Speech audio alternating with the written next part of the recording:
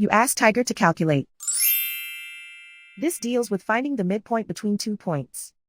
The midpoint between the 2 points is 24.5, -31. Let's solve it step by step. Plot the 2 points and calculate the midpoint using the formula. The coordinates of point 1 are, x1 equals 44, y1 equals -95. The coordinates of point 2 are, x2 equals 5, y2 equals 33. PM represents the midpoint of the 2 points.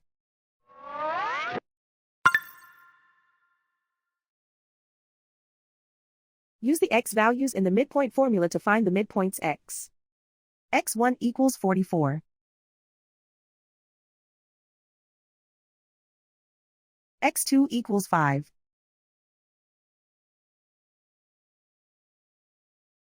Simplify the arithmetic.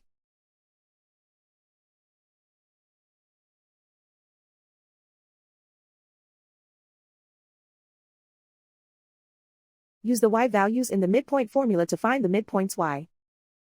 y1 equals -95.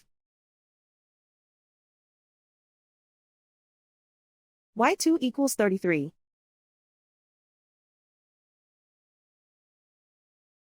Simplify the arithmetic.